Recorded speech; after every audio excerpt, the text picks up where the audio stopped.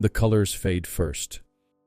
What once brought joy now feels distant and muted, like watching life through a frosted window.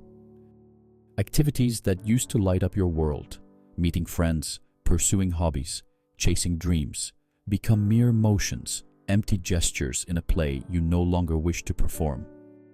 You remember how it used to be, the excitement that would bubble up from within, the way your eyes would light up at new possibilities, how laughter would come easily and naturally.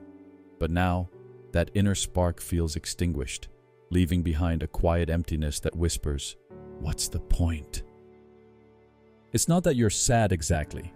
Sadness would be something, like a color in the spectrum of emotion. This is different. This is the absence of color itself. You go through your days, meeting obligations, smiling when appropriate, saying the right things at the right times. But inside, there's a growing distance between you and your own experience. The world continues its dance around you. Friends share their excitement about new projects.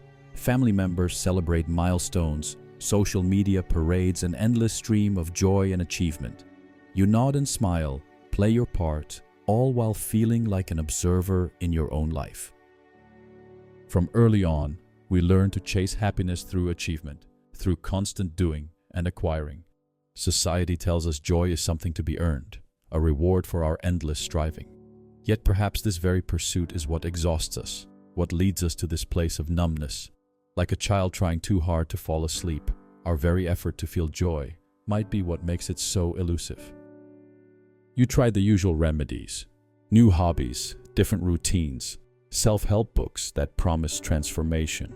Yet these attempts feel like throwing pebbles into a vast ocean, barely creating a ripple in the stillness of your disconnection. The very effort of trying becomes another reminder of what's missing. Yet, in this void lies a hidden truth. This isn't just an ending, it's a beginning. This numbness, this disconnect, isn't merely an absence. It's your mind creating space for something new, like a field lying fallow, preparing for unexpected growth. Think of how a caterpillar dissolves completely within its chrysalis before becoming a butterfly. In the middle of this transformation, if it could think, would it understand what's happening? Would it recognize that this dissolving of the old is necessary for something new to emerge? This state you're in, it's your chrysalis moment. The old ways of experiencing life are being dissolved, not because they were wrong, but because you've outgrown them. Your soul is preparing for a deeper way of being, even if your mind doesn't understand it yet. Ancient wisdom speaks profoundly of this phase. The Taoists call it Wu Wei, a state of emptiness that precedes renewal. Buddhist teachings point to it as a natural part of transformation. Even modern psychology recognizes these periods as crucial for personal growth and redefinition. The key isn't to fight this state or see it as something broken. Instead, approach it with curiosity. What is this emptiness trying to tell you? What aspects of your old life no longer serve the person you're becoming? What deeper truths await in this quiet space? Consider how a musician must learn to play scales before creating beautiful music, only to later forget them consciously while performing. Or how a dancer must master basic steps before moving freely. Similarly, perhaps this period of numbness is teaching you to forget what you think you know about happiness, preparing you for a more natural way of being. The path forward isn't about adding more to your life, but about removing the barriers you've built against feeling. These barriers, built from past disappointments, from fear of being hurt, from the exhaustion of trying too hard, served their purpose once. But now they stand between you and the raw, unfiltered experience of being alive. Gradually, almost imperceptibly at first, something shifts. It might begin with a moment of genuine laughter that catches you by surprise, or a sunset that suddenly breaks through your numbness, touching something deep within. These aren't returns to the old joy. They're glimpses of something new, something deeper. As this transformation unfolds, you might notice subtle changes. Moments of peace replace the anxious search for happiness. Genuine connections, however brief, begin to mean more than grand achievements.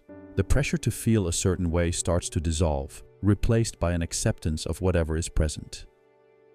This new way of experiencing life isn't like the old one. It's quieter, perhaps, but more profound. Less like fireworks, more like a steady flame. It's an aliveness that comes not from what you're doing, but from who you're becoming. It's the authenticity of being exactly where you are. Your relationship with time begins to shift. Instead of rushing towards some future moment of happiness, you find yourself resting in the present. The future becomes less of an escape and more of a gentle unfolding. The past loses its power to define your capacity for joy.